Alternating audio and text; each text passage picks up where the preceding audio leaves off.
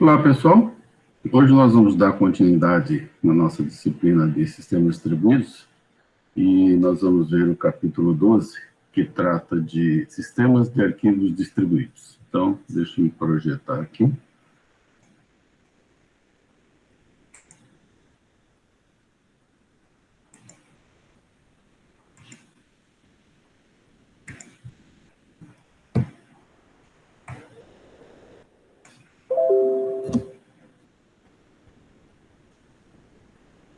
Nesse capítulo, a gente vai dar uma avaliada aí, inicialmente na introdução, depois a gente vai falar de arquitetura de serviço de arquivos e 2 estudos de caso. Um estudo de caso da SAM, do NFS, Network File System, e também um estudo de caso aqui do Andrew File System. Mais alguns aprimoramentos, e aí a gente encerra esse nosso capítulo que trata de serviços de arquivos distribuídos.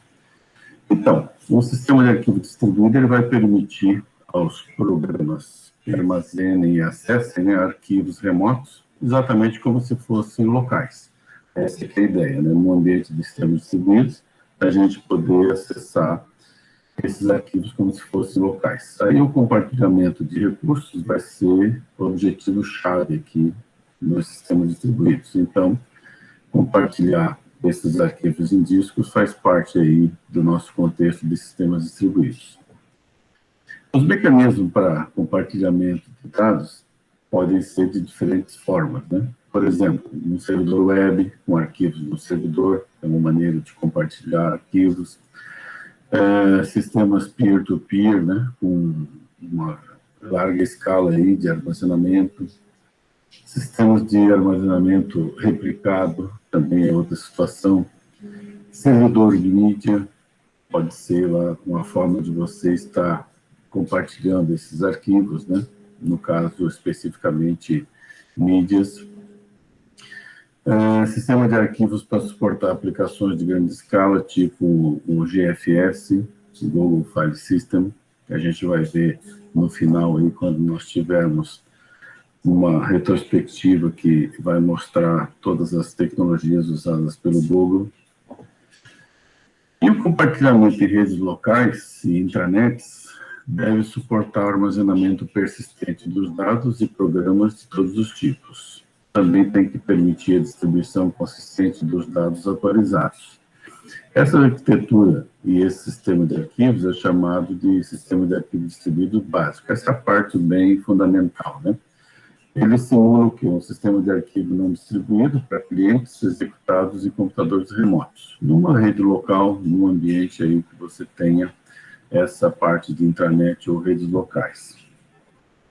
Inicialmente, a gente tinha só o desktop com o disco local. Depois, apareceu um servidor de arquivos na intranet, que permitia o quê? Vantagens de backup, compartilhamento com serviço de nomes, autenticação, spool de impressão.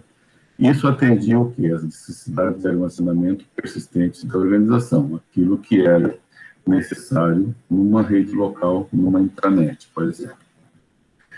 Aí, se a gente olhar esse quadrinho aqui, que ele mostra sistemas de armazenamento e suas propriedades, Então, com relação ao compartilhamento, com relação à persistência, com relação a cache e réplica distribuídas, manutenção da consistência.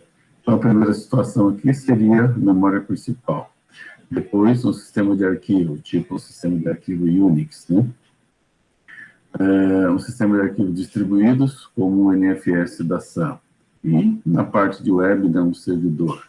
Então, todos eles têm essas características aqui, né? Então, esse sinalzinho V aqui seria uma garantia ligeiramente mais fracas, né?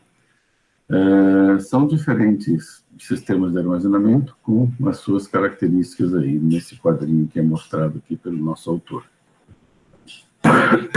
Ainda continuando, memória compartilhada distribuídas, objeto remoto, né, um remote method invocation, quando está utilizando ali o Corba, também armazenamento de objetos persistente, peer-to-peer, são diferentes exemplos que a gente tem aqui para esses sistemas de armazenamento.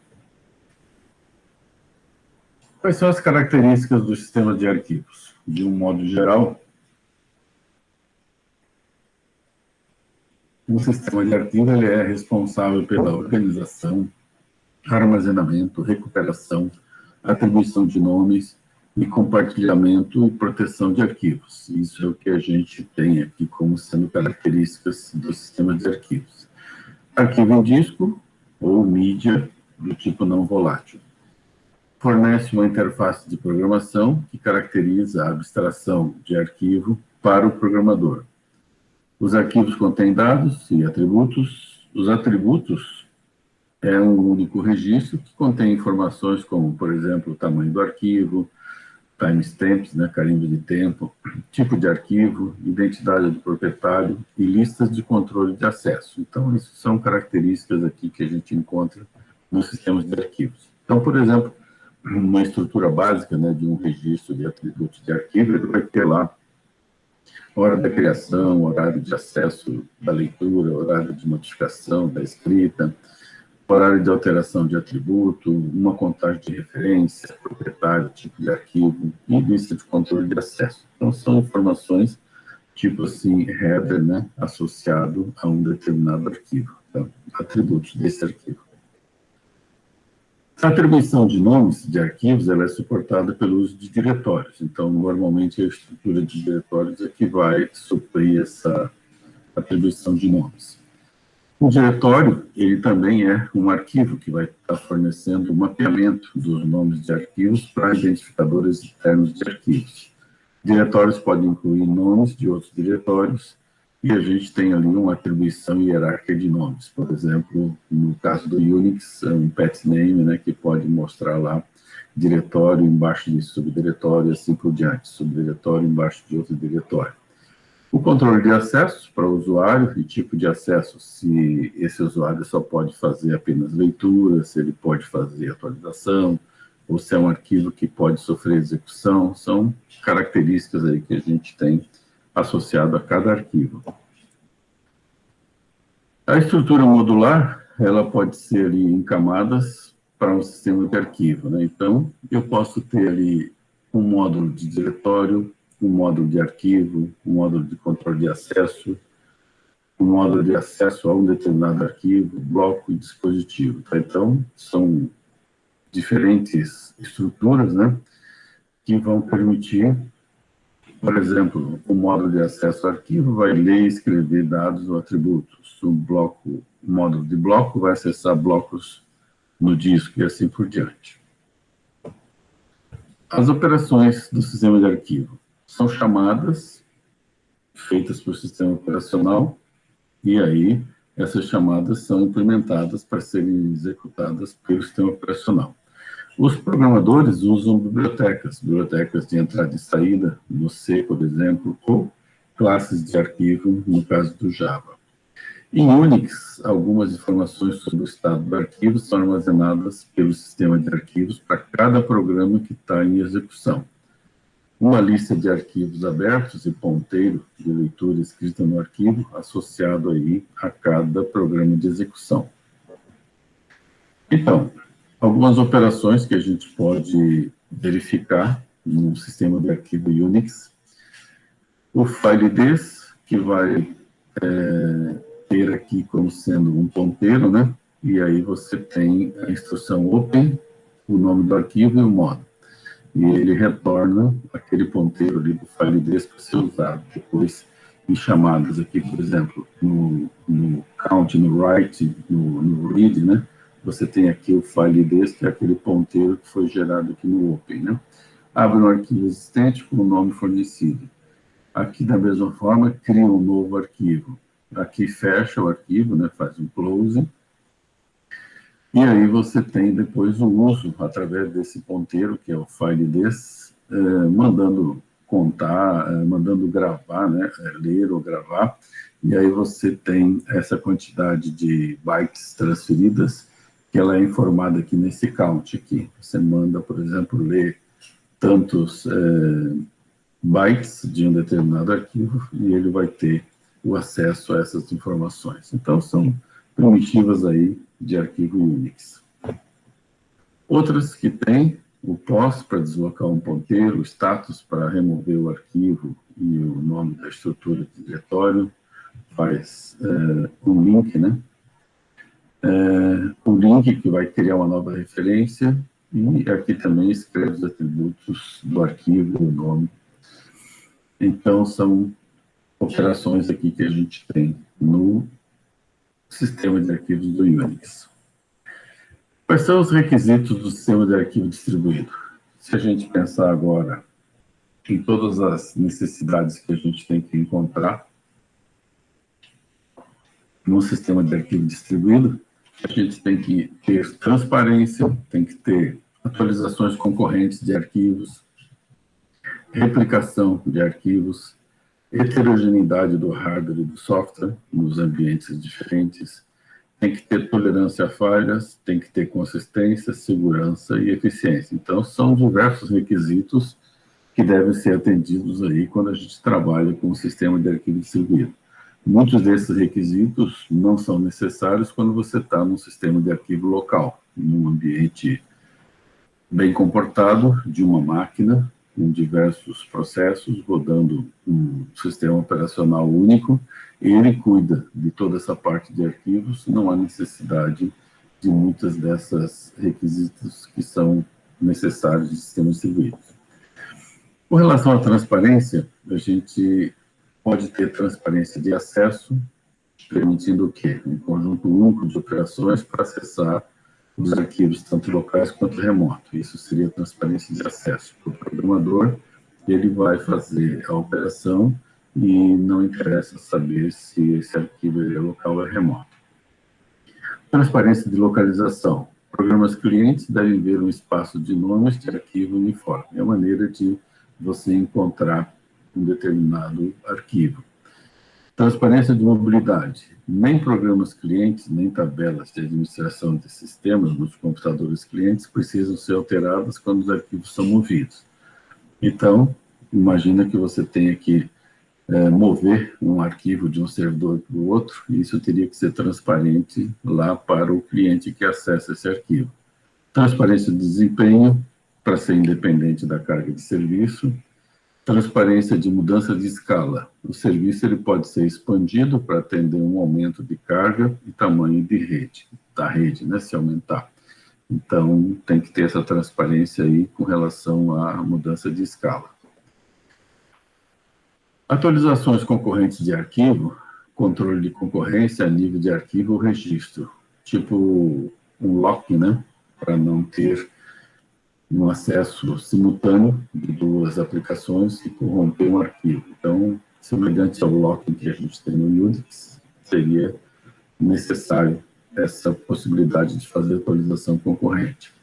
Replicação de arquivos, várias cópias do conteúdo em diferentes lugares, isso para permitir o quê? Tolerância a falhas, né? E, eventualmente, um cache local, que é uma maneira limitada de replicação, mais voltada aí para performance. Quanto à heterogeneidade do hardware e do software, tem que ter interface de serviço, sendo a mesma, né, para diferentes hardwares e sistemas operacionais. Com relação à tolerância à falha, é essencial que o serviço de arquivo distribuído ele continue a funcionar diante de falhas de clientes e servidores. Quer dizer, num ambiente integrado, se houver alguma falha de cliente ou de servidor, não pode corromper todo o sistema, né? Tem que ainda continuar trabalhando, tem que ter alguma forma de replicação, alguma forma de não ser descontinuado aí a execução. O uso de semântica no máximo uma vez, ou pelo menos uma vez, quando idempotente. O servidor sem estado, do tipo stateless, para ser reiniciado independente do cliente. Esse exemplo a gente vai ver mais tarde com o NFS. E tolerância à falha de comunicação, ou o servidor vai existir uma replicação. Tem que ter uma maneira que, quando houver alguma falha de comunicação, possa ser recuperado, né? Possa ser dado a continuidade aí nesse acesso. Consistência. Semântica de atualização de cópia única. O conteúdo ele é visto por todos como sendo o mesmo, tem que ser sempre o mesmo conteúdo.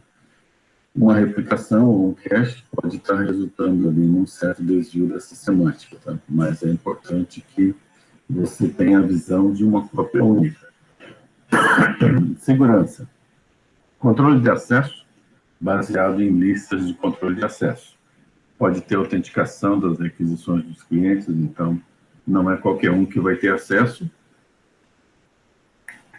É necessário ter essas listas de controle, né, para saber quem está autorizado a acessar um determinado arquivo. Eficiência, recursos e desempenho igual ao sistema de arquivo local. Então, tudo isso são requisitos que a gente tem aí para um sistema de arquivo distribuído. Vamos ver agora um pouquinho da arquitetura do serviço de arquivos. A estruturação do serviço de arquivos ela pode ser vista ali em 3 componentes. Um serviço de arquivo plano, um serviço de diretório e um módulo cliente. Então, aqui a gente tem, né, o lado do cliente, é o módulo que vai buscar a informação, tem os programas de aplicação. Eu tenho aqui o serviço plano de arquivos, um serviço de diretórios, então quando determinado cliente via rede busca um determinado arquivo, vai ser feita a consulta no diretório e ele vai dali direcionar para onde está a informação do arquivo necessário, né? Então essa seria a arquitetura. Serviço de arquivo plano, serviço de diretório e o cliente. Serviço de diretório, serviço de arquivo plano e o cliente. Nesse serviço de arquivo plano, ele vai se preocupar com a implementação de operações sobre o conteúdo dos arquivos. Então, ele vai usar identificadores que são exclusivos de arquivos, tipo UFID, Unique File Identifiers, e esses UFID são sequências de bits, de modo que cada arquivo tem um UFID único. Já o serviço de diretórios, ele vai fornecer mapeamento, um determinado nome de arquivo apontando para um UFID. Possui funções necessárias para gerar diretórios, adicionar novos nomes de arquivos e obter os UFIDs correspondentes. E é um cliente do serviço de arquivos plano. Já o módulo cliente, ele vai estar sendo executado em cada computador cliente. O módulo cliente, ele oferece um conjunto completo das operações de arquivo. Contém informações sobre os locais de rede dos processos servidores e pode implementar um cache de blocos de arquivo recentemente usado no cliente. Para melhorar a performance, né, pode ter um cache local. A interface para o serviço de arquivos planos normalmente é usada via um Remote Possible Call, via uma chamada de procedimento remoto. Tá? Geralmente usado pelo módulo cliente e não pelo programa em nível de usuário. O argumento File ID é inválido se o arquivo não estiver presente no servidor ou se as permissões não forem adequadas. Né? Então, aqui tem as operações do serviço de arquivo plano. Né? Um read file, um write, create, delete, get attributes são operações lá do nosso serviço de arquivo plano. Se a gente fizer uma comparação com o Unix, a interface do serviço de arquivo plano são as primitivas do Unix. são equivalentes de maneira funcional. Não existe o open ou close, porque ele acessa por um FID apropriado. No Unix, cada operação de read e write começa numa posição corrente do ponteiro de leitura de escrita, e esse ponteiro avança de acordo com o número de bytes que foram transferidos. Isso a gente vê que é uma operação não idempotente. E ela difere, então, por motivos de tolerância à falha, as operações podem ser repetidas e os servidores são sem status, né? Então, não é idêntico no caso de arquivos de serviço de arquivos remotos, tá? Diferente um pouquinho do Unix. No Unix é feito o controle pelo UID do usuário, na hora que faz o open. O UID é associado ao número de execução do programa. Aí esse direito de acesso é mantido até fechar o arquivo. Então, uma vez que deu open no arquivo, um processo, ele tem um UID específico, né, fica associado a esse UID. Já no serviço de arquivo plano, é feita uma verificação de acesso quando o nome do arquivo é convertido lá para o UFID.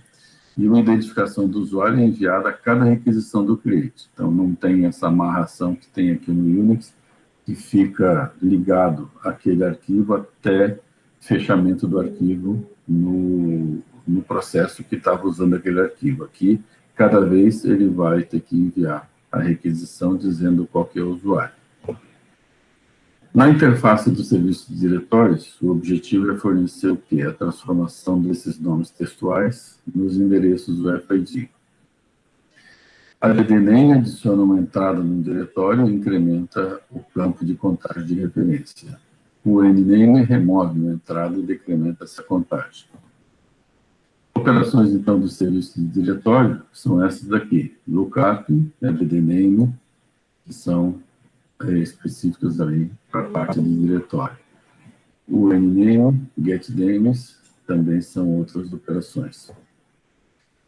Vamos olhar agora o estudo de caso do NFS, que é uma forma de acessar arquivos remotos, inicialmente desenvolvido pela Sun, e é um padrão usado largamente até hoje. Então, o NFS é um conjunto de chamadas de procedimentos remotos que fornece os meios para que os clientes efetuem operações em um arquivo remoto. Ele independe do sistema operacional, mas foi desenvolvido inicialmente para o Unix. Esse módulo servidor do NFS está residindo no núcleo de cada computador que está atuando como servidor. E o módulo cliente e servidor do NFS se comunicam usando um Remote Procedure Call. Esse Remote Procedure Call do NFS pode ser usando TCP ou UDP. Qualquer processo pode enviar requisição para um servidor NFS. Se incluir uma requisição válida e a credencial de usuário autorizada, a requisição vai ser atendida. Como recurso adicional de segurança, pode-se exigir uma credencial assinada e criptografia de dados. Então, essa forma aqui do NFS, ela é bem interessante porque eu posso ter um cliente rodando aqui na minha máquina que, através da conexão via TCP, ele pode estar acessando um arquivo que está numa máquina lá no Japão, ou uma máquina em qualquer lugar do mundo. Essa máquina remota, vamos supor que eu quero acessar um arquivo que está lá no Japão, ela tem uma característica que é o fato de que eu faço os acessos daqui, via comandos, e ele vai exatamente lá naquele arquivo e me traz a informação específica que eu vou ler, ou então aquilo que eu vou escrever. Não há uma transferência de arquivo inteiro, não há uma interação mais complexa de cliente-servidor. É exatamente aquilo que eu quero ler, exatamente aquilo que eu vou escrever, é que vai trafegar pela rede e vai ser colocado naquele arquivo remoto lá no Japão, por exemplo. Aqui, ó, mostrando então, do lado de um cliente, né, eu tenho o quê? Programas de aplicação. Do lado do servidor, eu tenho lá um sistema de arquivo. Então, aqui dá para a gente entender muito bem. Essa máquina do servidor, ela pode estar em qualquer lugar do mundo. Eu tenho aqui um ambiente de rede, Uma comunicação vai ser feita via rede, usando um protocolo aqui de NFS, né? E a forma de funcionamento é a seguinte. Vamos começar aqui por esse programa de aplicação da esquerda. Eu vou fazer uma chamada para o sistema de arquivo. Essa chamada para o sistema de arquivo, ela é uma chamada padrão Unix. Então, eu vou ter um system call, no contexto do Unix, feito por esse programa de aplicação aqui da esquerda. Isso vai ser direcionado para uma parte do kernel do Unix, que é chamada VFS, o Virtual File System.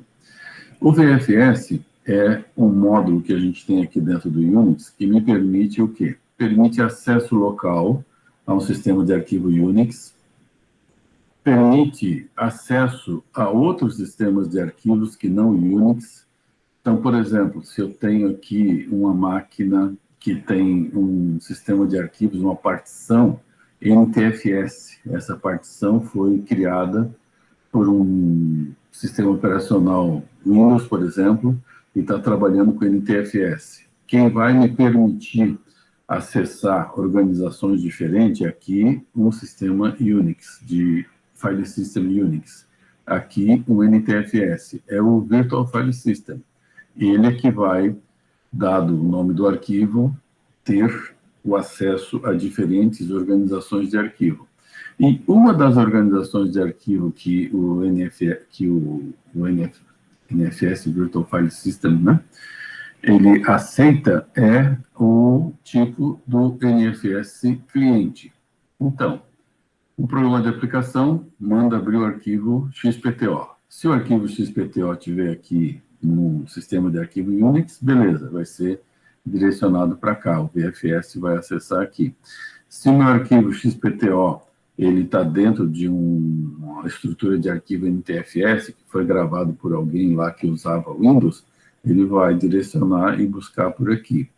Se o meu arquivo XPTO lá, ele está numa máquina remota, lá no outro lado do mundo, ele vai ser direcionado aqui para essa forma de acesso via NFS. Aí o NFS cliente é que vai montar toda a parte de comunicação, vai fazer os quadros com toda a forma de interface para mandar pela rede, e aí lá do outro lado vai conversar com o servidor NFS. Esse servidor vai interpretar aquilo que foi solicitado e vai entregar para quem? Para o Virtual File System, aquele mesmo Virtual File System que tinha lá no cliente. Aqui eu tenho uma idêntica no Unix kernel do meu servidor. Então, esse VFS aqui, ele vai, então, pegar aquela solicitação e buscar o arquivo aqui no sistema de arquivo do Unix, onde eu tenho a informação que precisa ser acessada para leitura ou para gravação do meu arquivo remoto. Então, essa aqui é a arquitetura do NFS. Ela funciona bem direitinho. Claro que, em termos de performance, né, eu dependo aqui da velocidade de rede, né, e dependo de como que está essa conexão. Você já pode imaginar que eu posso ter problemas. Se esse link cair, como é que fica? O meu programa lá para, não para, cancela? Isso a gente vai ver aí na sequência. Então, aqui detalhando o que eu tinha conversado, né? Aquele Virtual File System vai fornecer transparência de acesso para o NFS. O usuário acessa arquivo local ou remoto, da mesma forma. Outros sistemas de arquivo podem ser implementados no ambiente. Todas as chamadas são feitas ao VFS, o qual vai direcionar para o File System local, remoto ou outro, né?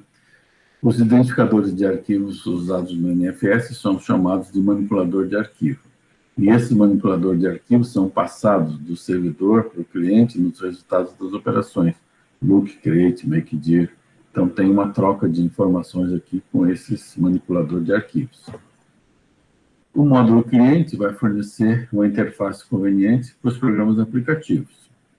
Ele simula precisamente a semântica das primitivas padrões do sistema de arquivo Unix. Ele é integrado com o núcleo do Unix e o módulo NFS coopera com o PFS em cada máquina cliente. Ele vai estar transferindo os blocos de arquivo para o servidor e dele, né? E, quando possível, ele vai colocar num cache local. Então, aqui ainda tem a característica de ter um cache local e o VFS é que faz a transparência aqui entre as necessidades do programa de aplicação com esse nosso ambiente aí de acesso, né?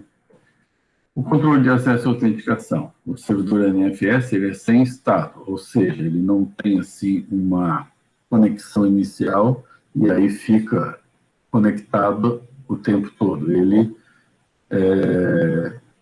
conecta, busca informação e desconecta, né? Ele não tem um estado de conexão, não mantém arquivos abertos no nome de seus clientes. Cada vez ele faz operação independente, tá?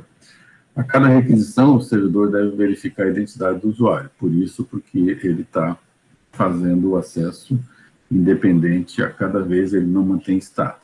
Então, para maior segurança, pode-se usar a criptografia DES ou, mais recentemente, Kerberos, também, que é um outro sistema de autenticação.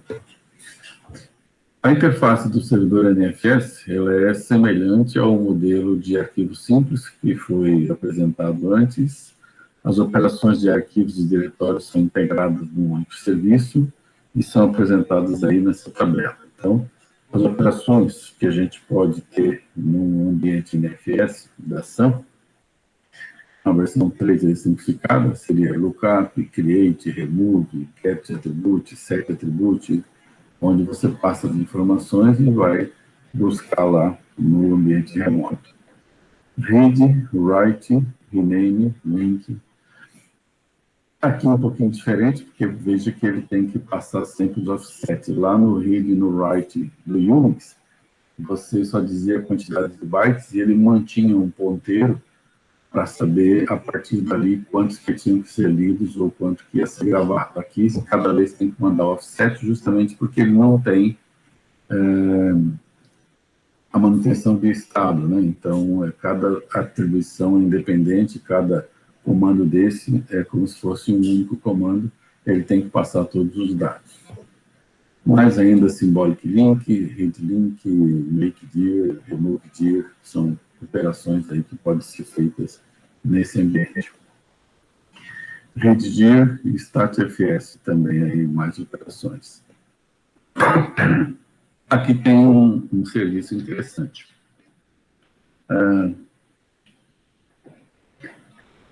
O INSS ele precisa de ter uma montagem de arquivos. Então, o que significa isso, né? Você tem uma subárvore com os diretórios do teu arquivo na máquina local ou na máquina cliente. Você associa a essa árvore de diretórios da sua estrutura local um outro conjunto que vem lá do ambiente remoto. É o que ele diz aqui, ó. A montagem de subárvores de sistemas de arquivos remotos, ela é feita por clientes e suportada num processo separado. Então, o serviço de montagem vai ser executado por cada usuário no NFS. Lá no servidor, ele é dado um direito de acesso a uma determinada parte da nossa árvore de arquivos, a um ou mais arquivos do diretório, para um determinado cliente.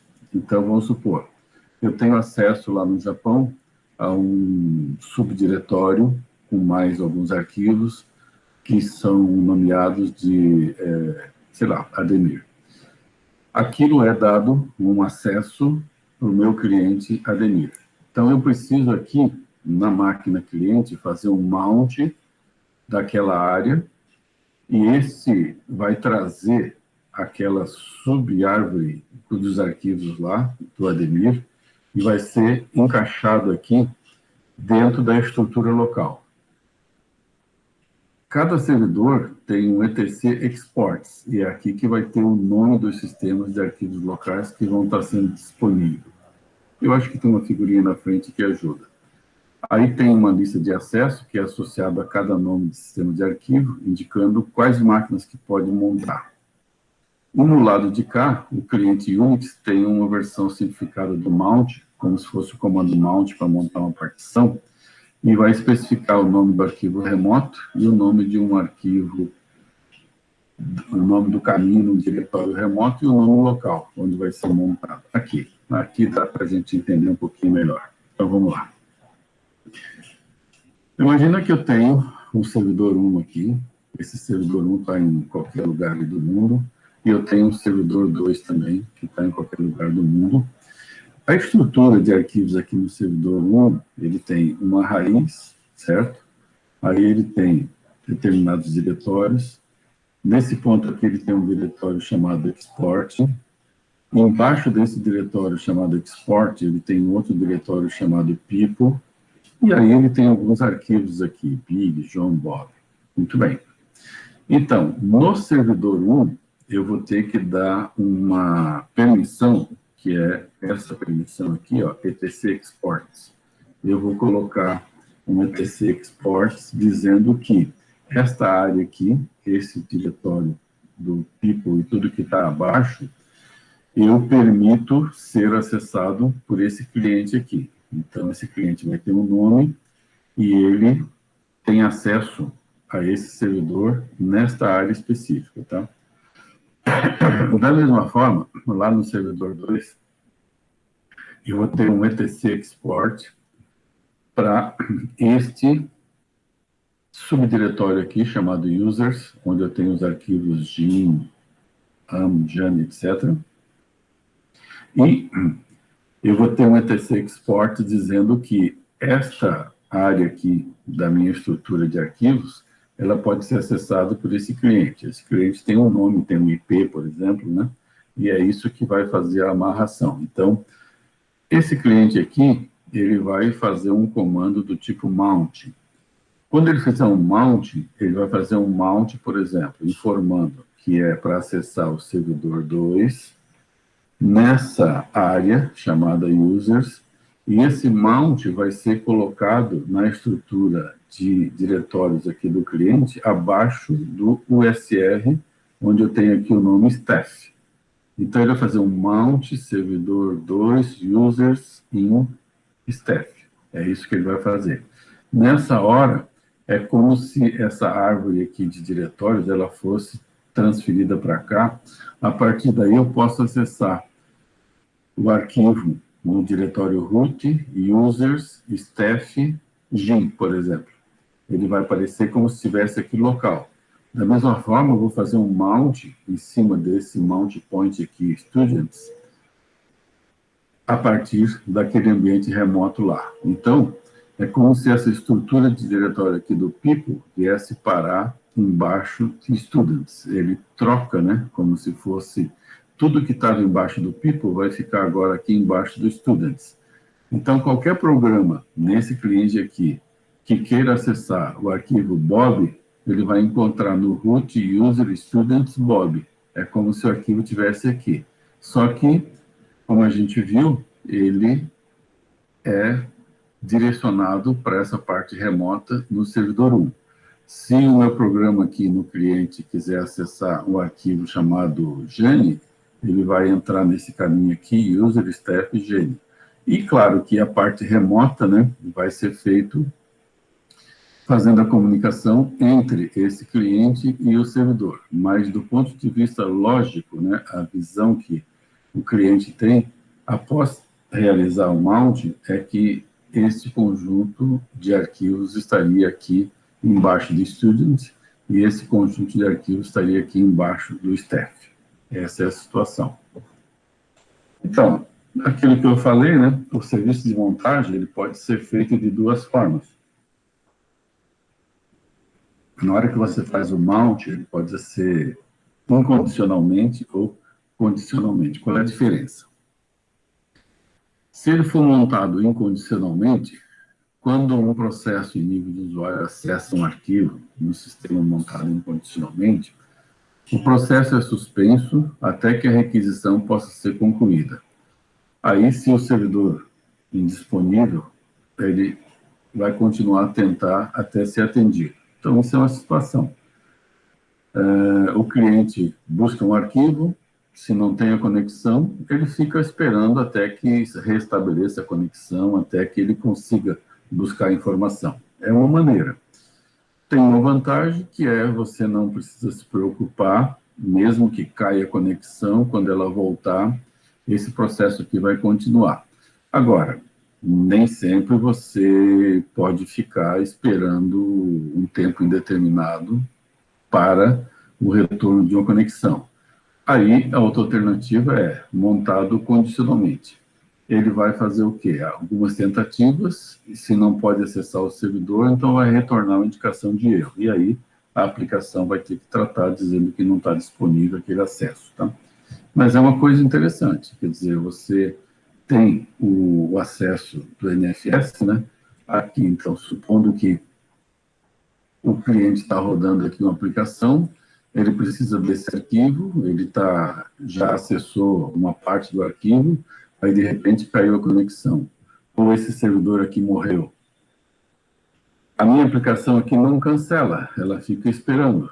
Pode ser 5 minutos, 10 minutos, se voltou o link, ele continua fazendo os acessos na sequência. Esse servidor, se ele caiu, botou no ar novamente depois de alguns minutos, ele continua trabalhando. Mas, se a minha aplicação é do tipo que não pode ficar esperando um tempo aleatório, aí você tem aquele outro tipo de mount, né, que é o mount condicional, que aí vai fazer algumas tentativas e depois vai retornar uma condição de erro. Existe também uma possibilidade chamada de auto-mounter, que seria uma montagem automática, né, implementada no Unix de forma dinâmica, de maneira que, quando for necessário, ele vai usar uma tabela ali de pontos de montagem e vai fazer o mount automaticamente, né? O servidor que primeiro responder vai ser usado aí no mount. Então, serve como redundância, próprio para arquivos não voláteis, é uma situação. Você deixa um mount point vazio e aí ele acessa no primeiro servidor que lhe responder. Outra característica é o uso de cache no servidor. Na leitura escrita, se o bloco já está na memória, não é necessário acessar o arquivo fisicamente. Então, pode ser feito leitura antecipada, read ahead, que vai adiantando a leitura dos blocos para a memória, ou uma escrita postergada, delayed write, que vai otimizar operações de escrita. Só quando o bloco tiver sido alterado, ou na operação de sync, sincronismo, a cada 30 segundos.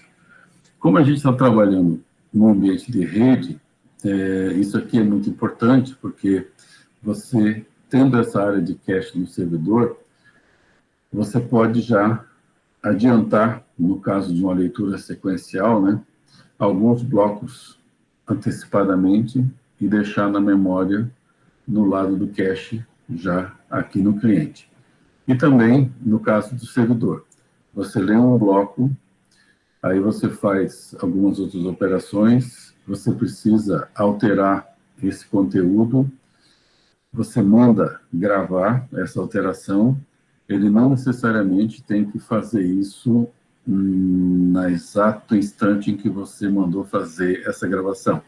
Ele pode simplesmente alterar no cache do cliente e esperar mais algumas operações de write que você faz ali no cache, e aí depois de tempos em tempos, por exemplo, a cada 30 segundos, ele sincroniza e vai lá e grava isso, que é o que ele chama aqui de delayed write. Então, é uma maneira de otimizar para que não haja transferência na rede para cada escrita que você vai fazer. Então, é uma maneira de melhorar a performance aí com esse cache no servidor. Para o NFS, o servidor tem duas opções de write, que é o write true, onde é uma escrita direta, né? O cliente ele pode ter certeza que os dados estão armazenados de modo persistente. E dados armazenados apenas no cache da memória. Então, esses dados eles vão ser gravados quando ocorrer uma operação de commit, uma operação de confirmação. O cliente tem certeza que os dados estão armazenados de modo persistente depois que recebeu uma resposta da operação commit, né? Então, são duas formas ali na gravação, na forma de write. O cache no cliente, o módulo armazena ali em cache os resultados das operações read, write, get, address, lookup e readdir. Implicam a possibilidade de existir diversas versões do arquivo em diferentes clientes. Aí o cliente vai ser responsável em consultar numa consulta sequencial no servidor para saber se os dados armazenados são atuais. Ele vai estar usando um método baseado em timestamp, carimbo de tempo, né, com hora de entrada no cache, comparando com a hora que o bloco foi modificado no servidor. E aí a frequência de verificação é crítica. Nesse caso, né, sempre vai ter que ser usado a versão que está no cache, mais uma comparação com a versão lá do servidor, para ter certeza de que não houve falta de sincronismo aí, se foi alterado por um outro cliente lá no servidor, né? Pode usar o algoritmo adaptativo para configurar o intervalo de atualização e, para implementar essa leitura antecipada, a escuta postergada, o cliente ele precisa realizar algumas leituras escritas de forma assíncrona. Um processo chamado build-in faz essa solicitação dos blocos seguintes e envio de blocos que o cliente tiver completado na escrita. São características aí do cache. Outras otimizações nesse ambiente aí do NFS, né? Sistema de arquivos da SAM, que é o Fast File System do PSD Unix, com blocos de disco de 8K. Datagramas do DP, usados aí para a implementação do RPC da SAM, são ampliados aí para 9 KB, permitindo uma chamada de RPC que contém um bloco inteiro como argumento, né, transmitido ali num único datagrama, minimizando a latência da rede, principalmente na leitura sequencial. E na versão 3 não tem limite máximo de bloco. Cliente e servidor podem negociar. Dá para tornar o NFS mais seguro, usando a autenticação Kerberos, né, que é um sistema desenvolvido aí pelo MIT. Cada servidor NFS, ao montar o sistema de arquivos de usuário raiz, recebe os dados completos da autenticação. E aí, isso é feito de forma para garantir essa autenticação. Tá? Então, o resumo aqui do NFS, né, é importante que ele suporta hardware e sistema operacional heterogêneo. Isso é um ponto muito importante. Eu posso ter uma máquina com cliente Linux usando um sistema operacional Windows que implemente essa funcionalidade do NFS ou qualquer um outro sistema operacional, desde que mantenha o mesmo padrão, eu tenho diferentes possibilidades de hardware e software, né? Ele é sem estado, do tipo stateless, permitindo clientes e servidores retornarem após uma falha, sem um processo de recuperação. E o desempenho melhora com o uso do cache para blocos de arquivos em cada computador cliente. Outros objetivos do NFS, em termos de transparência de acesso, transparência de localização, transparência de mobilidade, escalabilidade, replicação de arquivos, heterogeneidade do hardware, cópia primária, tolerância, falha, consistência, segurança e eficiência, a maioria desses aqui são atendidos, se não de forma 100%, mas basicamente são atendidos. Então, as transparências seguintes falam justamente aí da parte de transparência de acesso, transparência de localização, detalhando aqui como que o NFS atende esses requisitos aqui que são colocados como sendo requisitos importantes para um sistema de arquivos remoto. Aqui fala da transparência de mobilidade, aqui fala da escalabilidade. Eu não vou ler todos em detalhes, mas depois vocês podem dar uma passada aí no material com relação à replicação de arquivos, com relação à heterogeneidade de hardware, a tolerância a falhas, a consistência, a segurança, a eficiência.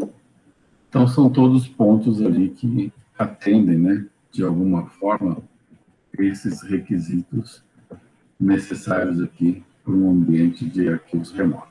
Lembrando que a gente está vendo aqui um estudo de caso, que é justamente esse estudo de caso do NFS. Agora, para terminar, a gente vê um outro exemplo, que é o estudo de caso de um outro sistema de arquivo remoto chamado AFS, Andrew File System. Então, este AFS ele fornece acesso transparente a arquivos remotos compartilhados para programas de Unix executando em estações de trabalho. Aí o acesso é via primitivas normais de arquivos de Unix também. Ele é compatível ali com o NFS. O cliente de NFS pode acessar também esses arquivos AFS. O objetivo dele principal é a escalabilidade e um grande número de clientes ativos. Então, a estratégia para obter escalabilidade é o uso de cache, capaz de armazenar o arquivo inteiro. Então, é uma coisa diferente isso daqui. Ó. Ele vai trabalhar com arquivos inteiros. A característica do AFS, servir arquivos inteiros. Ele transfere uma porção de 64K, então ele traz um arquivo inteiro.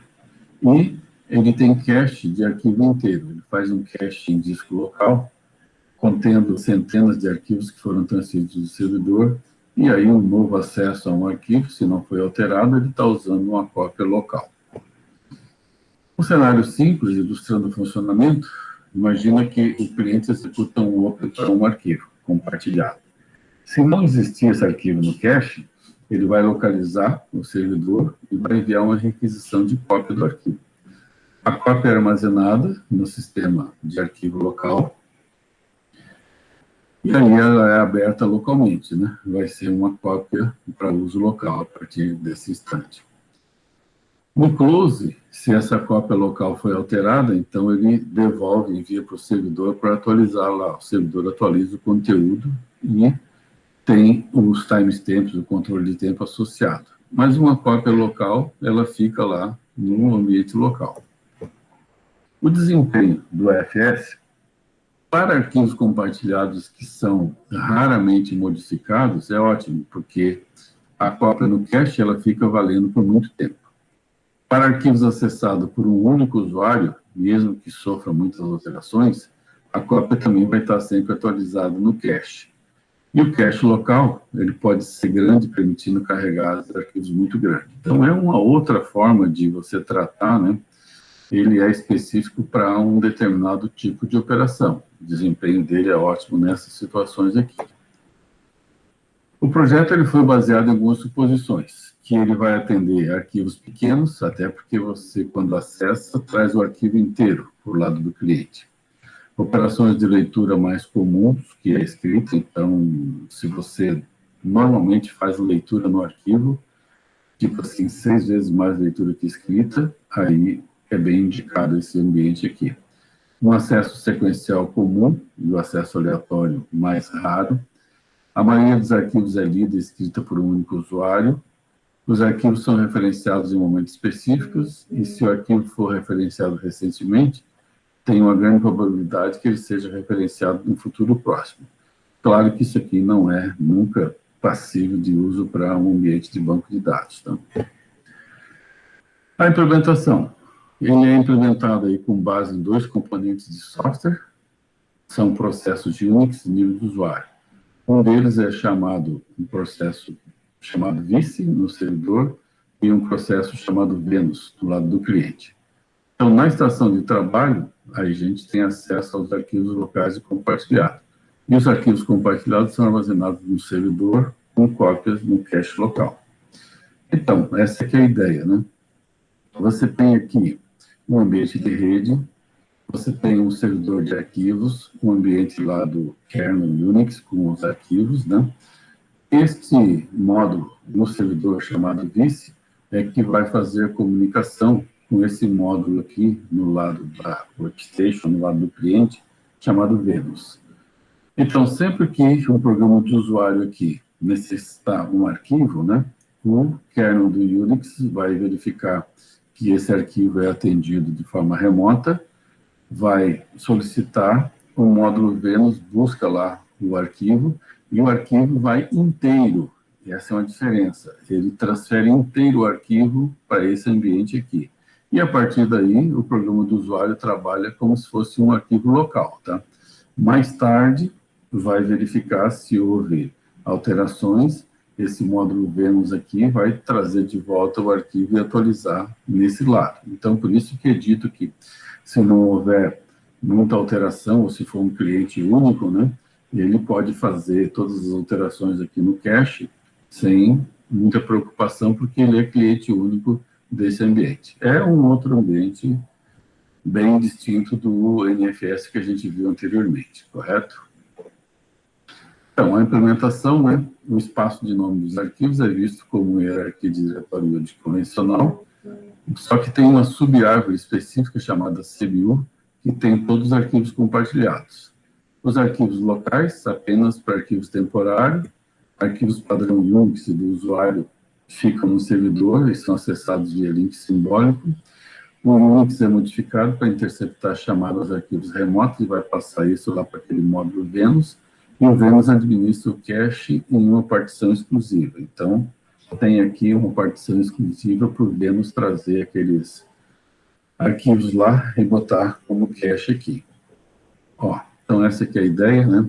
Tem lá os arquivos no lado do servidor e ele traz e coloca aqui para essa parte de acesso local. Tá? Aqui mostrando, né, a intercepção de chamada, um programa Unix, ele faz a solicitação. Aqui ele vai verificar que não é um arquivo local, então ele vai passar para o Venus para buscar a informação lá do AFS. A implementação. Um serviço de arquivos simples é implementado pelo servidor vice, e a estrutura de diretórios hierárquicas pelos programas de usuário do Unix é implementada pelo conjunto de processos, vemos na estação de trabalho. Tá? Cada arquivo compartilhado é identificado por um identificador único de 96 bits, os processos Venus traduzem os nomes e os arquivos são agrupados em volumes. Aqui só uma representação daquele FID. A chamada de sistemas, tipo Open, File Name, Read, Write, Close, são chamadas aí do AFS. Quanto à consistência da parte do cache, considerando aí que vem o arquivo inteiro, né, lá do servidor.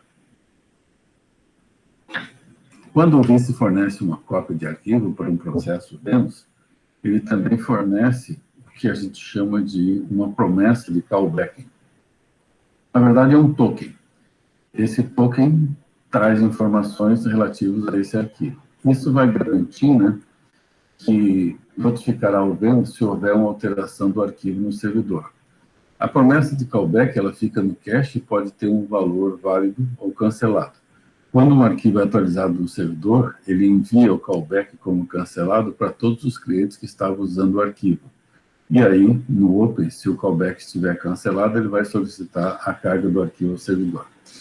Então, isso aqui é uma forma, né? Você manda um arquivo para o cliente e fica associado a esse arquivo um token, um callback. Se ocorrer alguma alteração lá no servidor, por alguma outra chamada, por algum outro cliente, ele vai mandar esse callback aqui para todo mundo, informando que lá no servidor houve alguma alteração. Então, o cliente pode saber que lá no servidor mudou aquele arquivo que ele tinha aqui no cache. É uma forma de controlar essa consistência do cache. Os principais componentes dessa interface: fetch, store, create, remove, set, release, remove, callback e break callback. Então, para fazer esses controles aí do callback, né, tem todos esses comandos aí que permitem a troca de informação. Ele tem semântica de atualização, após uma operação de open bem sucedida, após uma operação de open mal sucedida, ele tem esses comandos aqui de erros de informação. Aqui o cliente, o arquivo, o servidor. Outros aspectos, ele precisa de uma modificação no núcleo do Unix, um banco de dados de localização, uso de threads, réplica somente de leitura, transferência de grandes volumes, uso de cache parcial, desempenho e suporte remoto. Então, são características aí que são comentadas aí na sequência, né, sobre esses itens que são colocados aqui, outros aspectos. Então, só vou passar aqui rapidamente, né, para ter esses comentários aí em cima de cada um desses aspectos.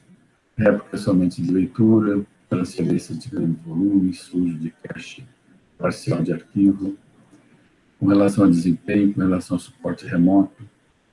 E aí, a gente agora vê rapidamente alguns aprimoramentos e outros desenvolvimentos para fechar esse nosso capítulo aqui de arquivos distribuídos. Então, algumas melhorias do NFS, com ampliação do protocolo para incluir operações de Open Close e adicionar mecanismo de callback semelhante ao que a gente tinha lá no RFS, o desenvolvimento de Web NFS para permitir programas na web ser um cliente direto, o outro split do NFS, que é uma implementação com chamadas de Open Close, controle de arquivos abertos. Então, são outras melhorias, né, que foram sendo desenvolvidas aí com o ambiente de NFS. Um projeto NQFS e NFS versão 4, que facilita o uso de NFS em redes de longa distância e aplicativos de internet. Um projeto DCE-DFS, que era baseado no AFS, gerar callback assim que o arquivo for atualizado e não apenas no close. Todos os tokens têm um tempo de vida associado, os clientes devem renovar após a expiração, e melhoria também na organização com o RAID, né?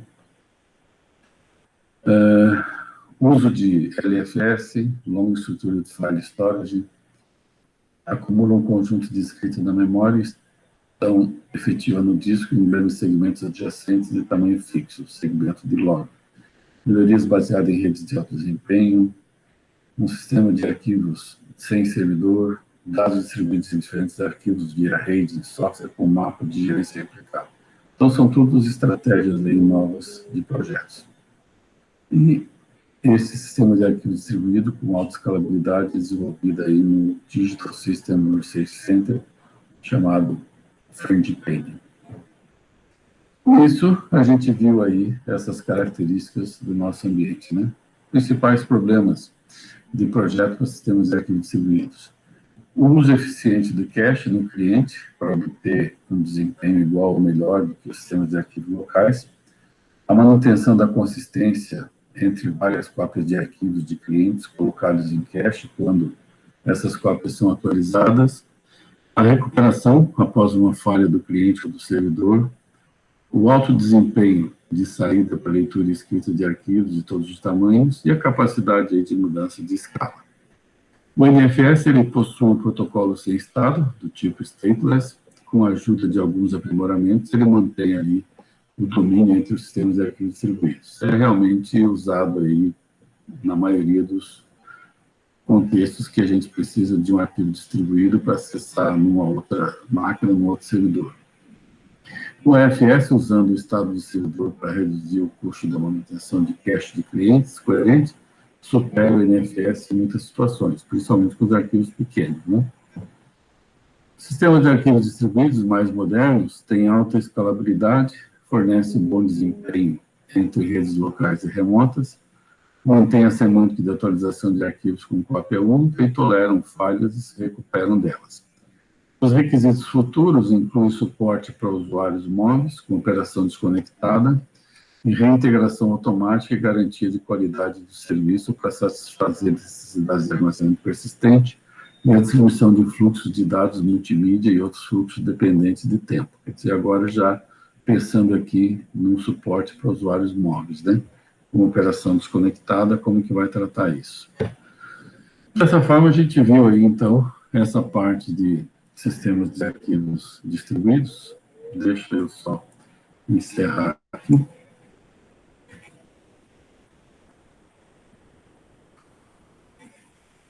Então, esse contexto de sistemas de arquivos distribuídos ele é fundamental para um ambiente, quando a gente fala de sistemas distribuídos, porque você precisa buscar essas informações em diferentes servidores, né?